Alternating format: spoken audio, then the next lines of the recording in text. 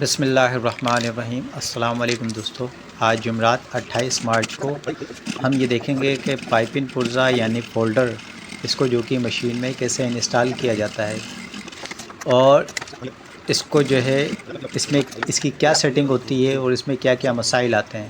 تو آج کی ویڈیو میں آپ یہی دیکھنے والے ہیں، تو چلیے شروع کرتے ہیں۔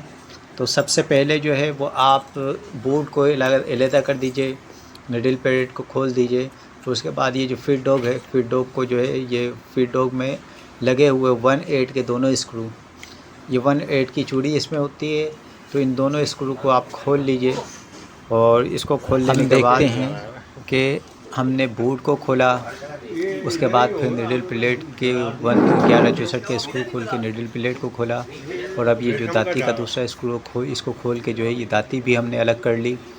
تو اب آپ یہ دیکھیے کہ یہ تینوں چیزیں ہوتی ہیں، یعنی بوٹ، یہ آپ کا داتی، اور اس کے بعد یہ نڈل پلیٹ 1164 کے اسکرو اور 1/8 کے اسکرو۔ اب آپ یہ دیکھیے کہ فولڈر میں بھی یہی تینوں چیزیں ہوتی ہیں، یعنی فولڈر پلیٹ، یہ فولڈر کی فیڈ ڈاگ پہلے ہم اس کو لگاتے ہیں۔ تو آپ یہ دیکھیے اس کو لگانے کے لیے 1/8 کے جو اسکرو ہیں وہ آپ اس کو جو ہے اس کے اندر جو ہے وہ دونوں اسکرو آپ لگا لیجئے، اور اس کے بعد آپ یہ دیکھتے ہیں کہ فولڈر میں بھی یہی تینوں چیزیں ہیں، یعنی کہ فیڈ ڈاگ، بورڈ اور فولڈر پلیٹ، یعنی کہ فولڈر نڈل پلیٹ۔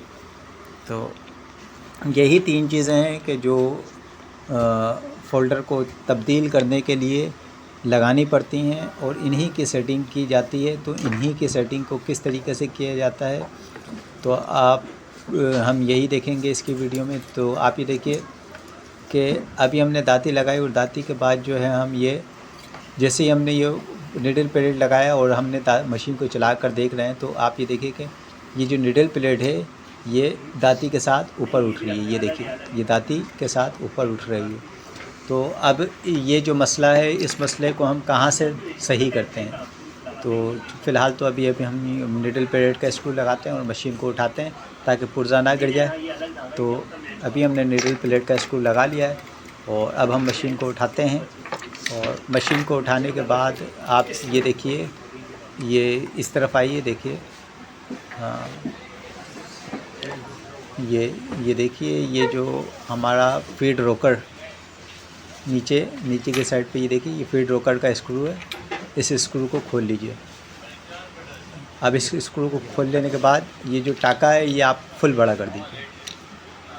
اب ٹاکا بھی ہم نے فل بڑا کر دیا، اور فیڈ روکر کا اسکرو بھی ہم نے کھول لیا۔ تو اب آپ یہ دیکھیے جو ہماری داتی ہے نا، اب یہ دیکھیں جیسے ہم روکر کو ہلا رہے ہیں، یہ داتی بھی جو ہے ہماری ساتھ ساتھ موو کر رہی ہے۔ تو اب اس کو سیٹ کیسے کیا جاتا ہے؟ اس کو سیٹ یہ دیکھیے اس جگہ پہ، یعنی کہ اپنی طرف داتی کو کرتے ہیں اور بال برابر گیپ رکھ کر ہم اس اسکرو کو ٹائٹ کر دیتے ہیں۔ تو یہ دیکھیے ہم نے اس کو بال برابر کا گیپ رکھا، اسکرو کو ٹائٹ کیا، اور اب ہم بوٹ لگاتے ہیں۔ تو ہم بوٹ کو جو ہے کس لیتے ہیں۔ بوٹ کو کس لینے کے بعد پھر جو ہے آپ دیکھیں گے کہ